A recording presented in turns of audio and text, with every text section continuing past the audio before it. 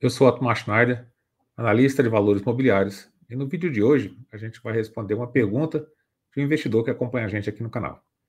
O que é melhor, uma ação com dividend yield de 6% ao ano ou um Tesouro Selic, uma taxa atual de torno de 10% ao ano?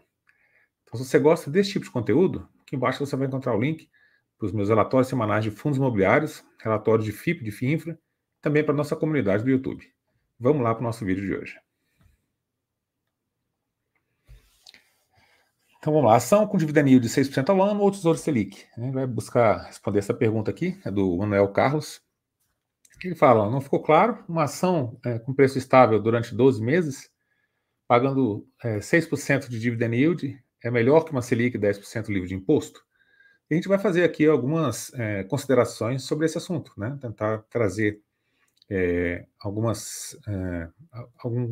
conceito, né, da parte de ações, fazer uma comparação, né? Lógico que toda comparação ela precisa de janela, precisa de todo um histórico, mas a gente vai fazer aqui uma conclusão legal sobre essa dúvida dele sobre esse assunto.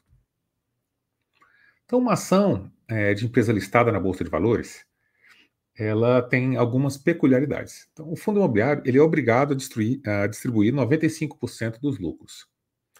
Então, um fundo imobiliário com um dividend yield de 6% ao ano, ele tem lucro de aproximadamente 6% ao ano, né? É algo em torno disso aí. Só esses 5% aí que ele acaba não precisando distribuir, tá? Uma empresa, ela não tem obrigatoriedade de distribuir lucro. Não tem essa obrigatoriedade. Ela pode distribuir apenas um percentual, né, dos lucros. Não precisa distribuir 100%, né? Tem regulatório 25%, mas se você tiver alguma coisa prevista diferente, você pode distribuir, inclusive, diferente. Tem empresa que distribui nada, né, praticamente nada de dividendo, tá? Então, existe um regulatório, mas a empresa não precisa seguir se ela tiver, tem um documento lá, tiver nos documentos dela, que ela não vai distribuir dividendo, por exemplo, tá?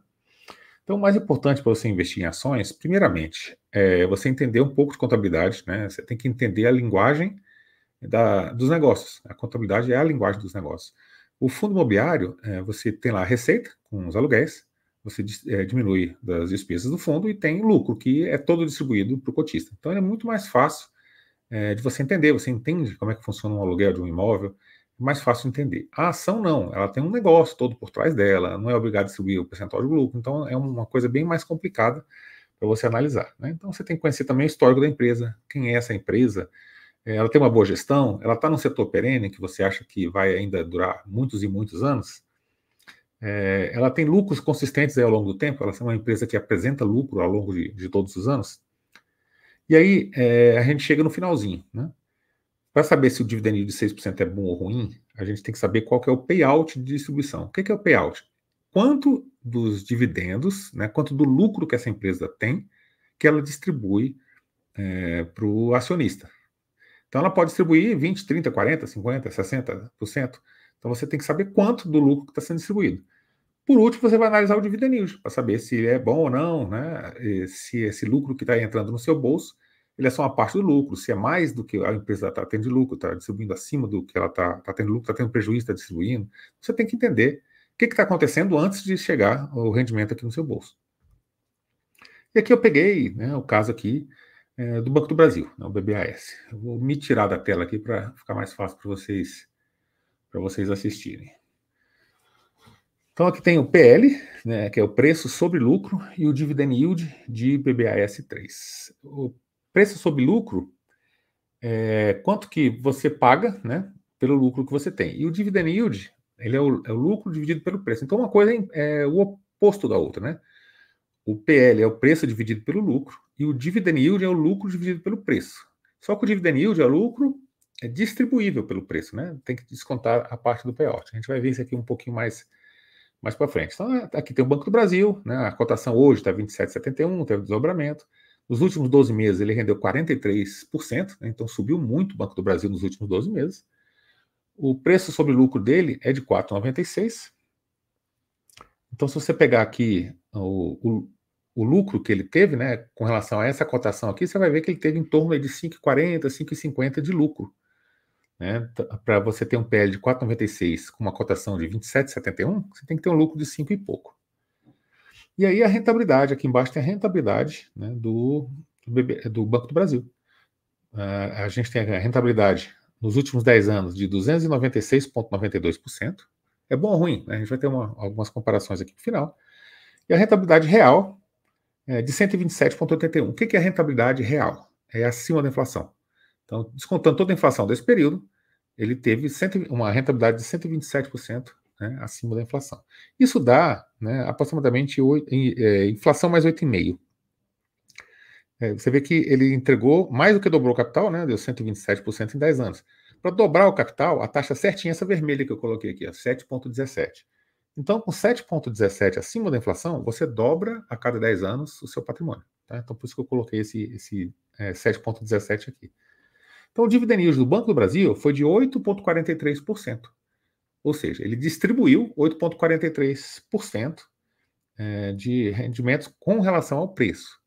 Só que, na verdade, esse rendimento que ele distribuiu foi 100% ou não? Né? Qual foi o payout dele? Né?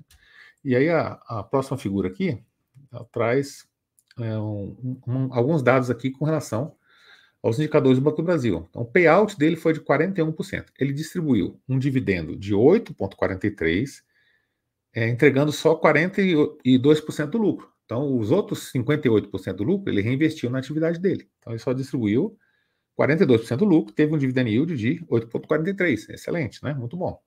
O lucro por ação dele foi de 5,58, então. Né? Então, é aquela coisa que eu falei para vocês, né? O preço sobre lucro foi 4,96, que é essa primeira figura, né? E o lucro por ação foi de 5,58. Então, dá para você ter, né, um retorno ali na faixa aqui de 18%, 19% ao ano. Então, esse aí foi o retorno do Banco do Brasil aí no último ano. Essa figura aqui, ó, eu vou me voltar aqui para a tela.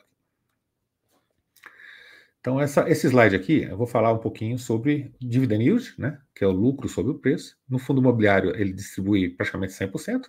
Então, o dividend yield é realmente quanto que o fundo imobiliário lucrou.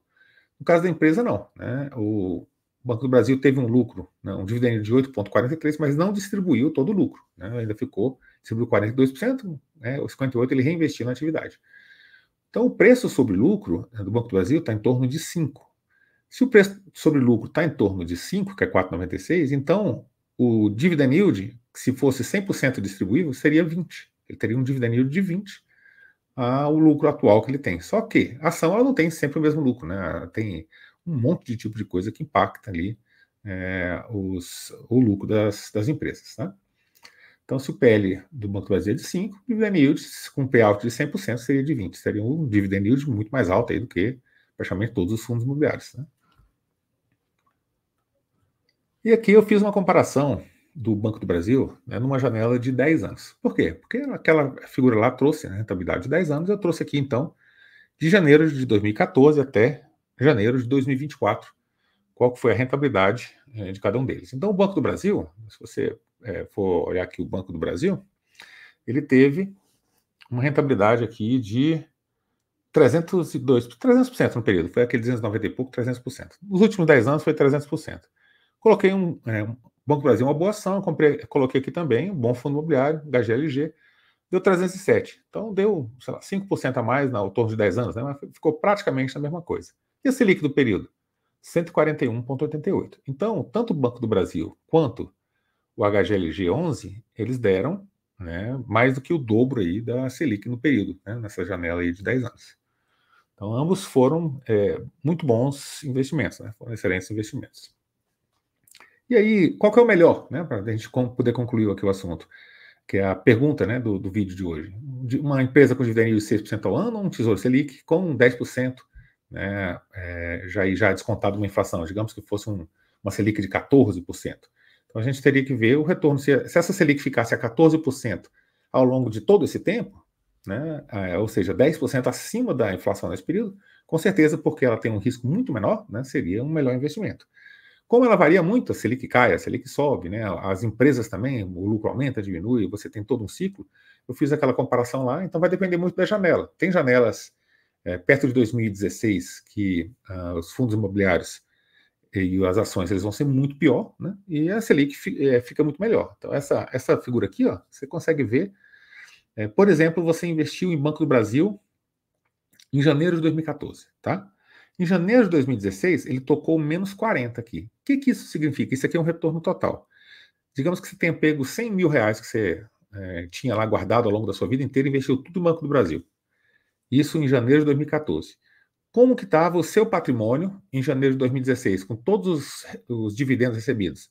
Você estava com 60 mil. Você tinha perdido 40% de todo o seu patrimônio em 2 anos. Você ia estar desesperado de ter vendido, falando que a Bolsa era cassino, e estava muito triste de ter investido no Banco do Brasil.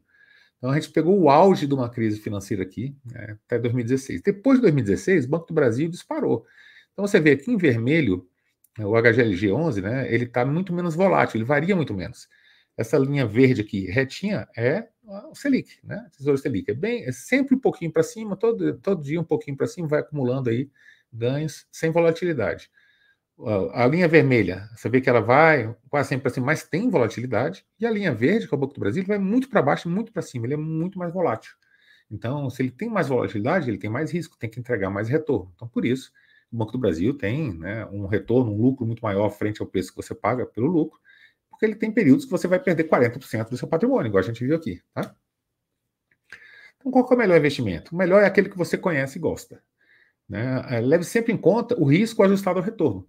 O risco das ações ele é maior. As ações elas são mais voláteis do que fundos imobiliários. Né? Em torno de. O fundo imobiliário ele tem 1/3 da volatilidade das ações. Ele é muito menos arriscado do que as ações. Então, o maior retorno tem uma tendência também de maior risco. Independentemente disso, você tem que procurar diversificar sua carteira. Diversificando sua carteira em várias classes de ativos, você vai diminuir o seu risco.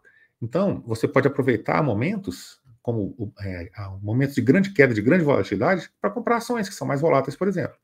Em momentos de grande alta, né, as ações elas vão subir muito, elas vão ficar muito caras. Então você pode colocar, né, aplicar em Selic, aplicar em fundo imobiliário.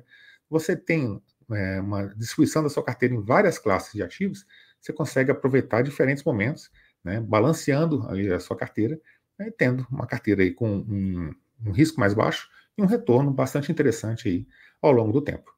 Eu espero tenha respondido a pergunta e tenha deixado aí um pouco de contribuição para vocês que são investidores. Espero que vocês tenham gostado também do vídeo. Se gostou do vídeo, deixa seu like, se inscreve no canal, deixa um comentário aqui embaixo. Você investe na GLG, Banco do Brasil, Tesouro Selic, né? Você tem os 3 na carteira, você diversifica dessa forma? Como é que você faz? Gostaria de saber. Muito obrigado por ter assistido esse vídeo. Até o nosso próximo vídeo.